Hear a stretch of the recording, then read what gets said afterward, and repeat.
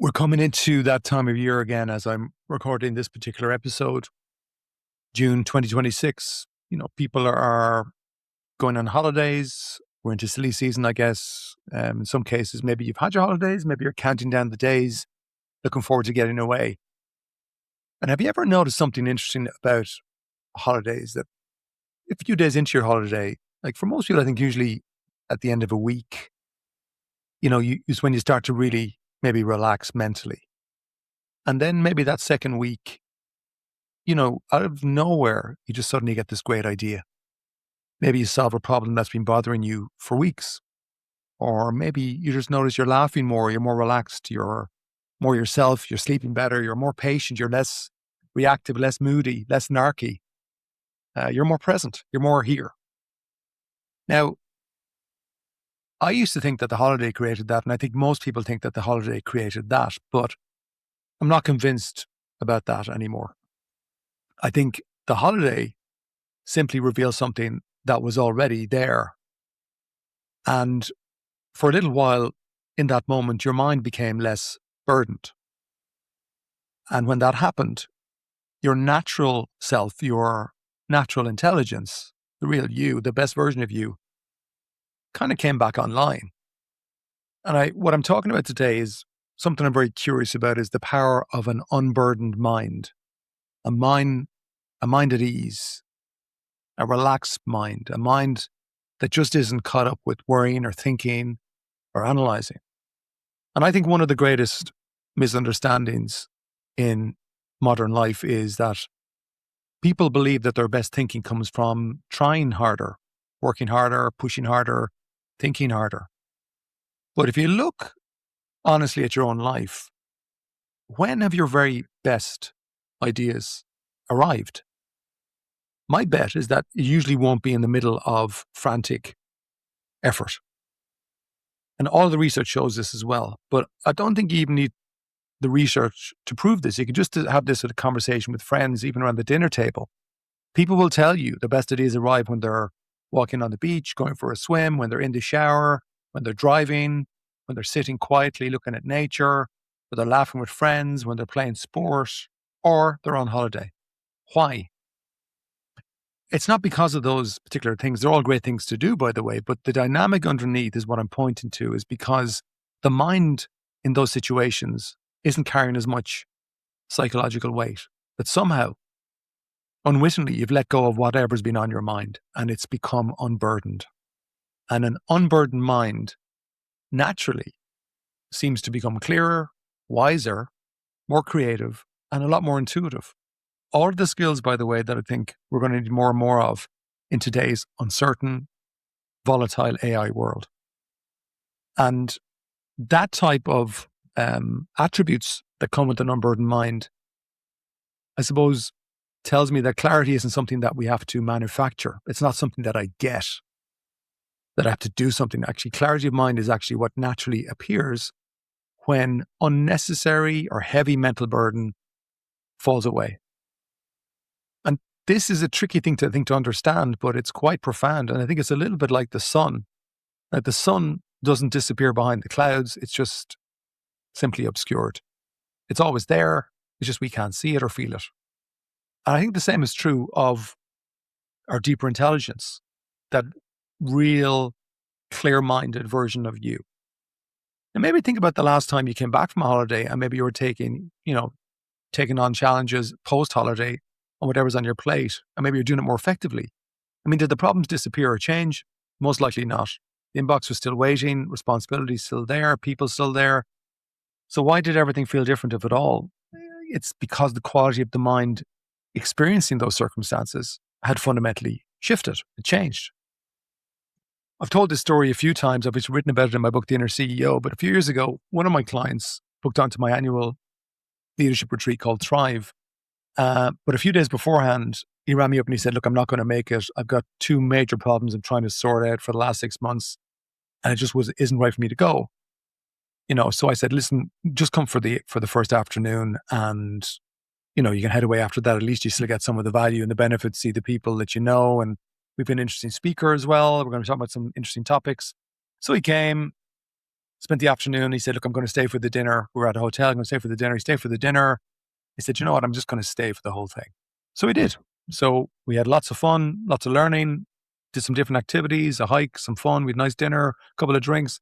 Really great 3 days. And everybody, I guess, probably unburdened their minds, relaxed and learned and connected.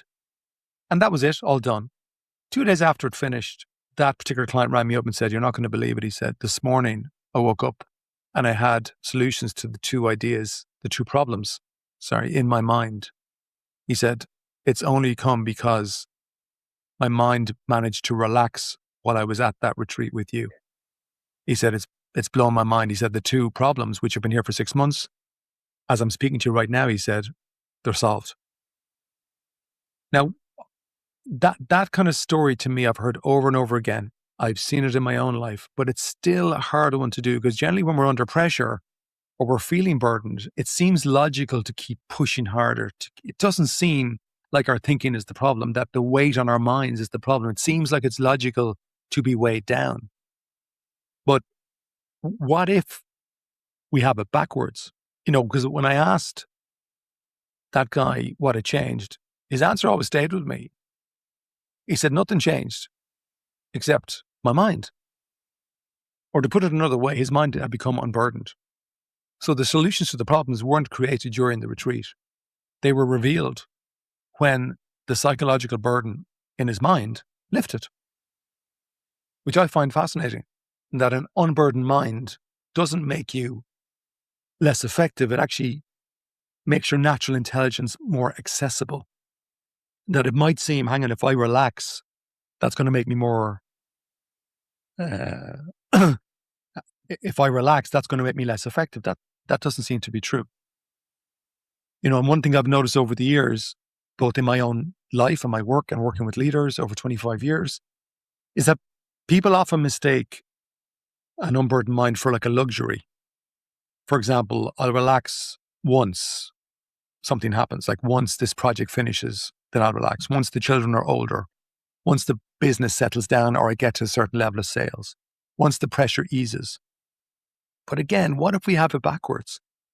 What if the clearer mind, the unburdened mind, isn't the reward for achieving and climbing to the top of the mountain or solving the problems? What if it's not the reward? What if it's the starting point?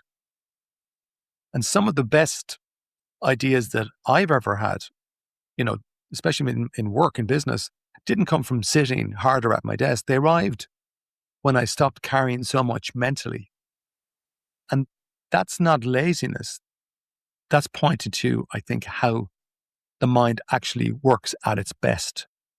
Now, a powerful analogy that you may have heard is just that of a lake. When the surface of the lake is constantly disturbed, it's difficult to see what's at the bottom of the lake. But if you leave the lake alone, you don't force it, you don't try to flatten it, just the surface will naturally settle and then clarity appears and you can see right to the bottom. And definitely the human mind works remarkably similarly in that, like our best ideas, our deepest intelligence, our best clarity, it doesn't need to be forced. It needs space, inner space to become visible. Like what forces it? Weirdly, forced thinking about it, weighing down and actually believing our thinking. So I'm going to write a little bit more about this actually on Substack. So if you want to go a little bit deeper, maybe check out my Substack. It'll be in the show notes here underneath the podcast notes. But some questions for you. 3 questions to reflect on this week. Let's see. Think about an area in your work or life where maybe you're feeling a burden, that you're carrying, maybe it just feels heavy and it might seem really logical and maybe you're weighed down. But what might happen if you found some way to just let go of that thinking, to let go of the burden, to find a way just to distract your mind and say, you know what? I figured all this stuff out before. I'm going to figure this out and find a way to let go of it. Because what might become obvious to you if you trusted that there's clarity already there and that clarity emerges more from space than from struggle. Like what if the struggling that you're doing in an area is actually causing the problem? It's putting the clouds in front of the sun. And there's no doubt about it. And I'm have so much experience of doing this, I think, the wrong way, but I'm so interested in this area that I just feel this particular area of an unburdened mind it's a very powerful thing that we spend so much of our lives trying to improve our thinking or, thinking about our thinking or trying to get away from unhelpful thinking. But maybe the better, more useful question is, how do we burden our minds less? Because like an unburdened mind isn't passive. It's where creativity lives. It's where your resilience resides. It's where better decisions are made. I know you probably have memories as you're listening to me where you just had a relaxed mind and all of a sudden a decision was obvious to you. No analysis, just it was boom. That's the way to go. Some people call that gut feeling, but it's just that clarity, that knowing.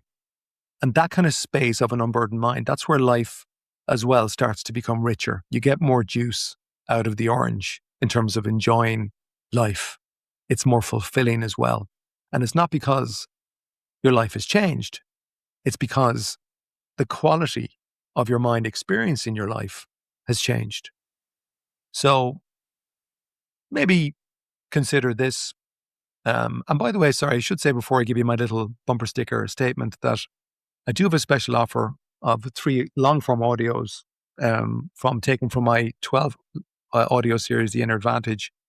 You can get for €29 ex VAT, you can get 3 hours of audio material that goes deeper on topics like this. But you should check it out. It's in the show notes underneath.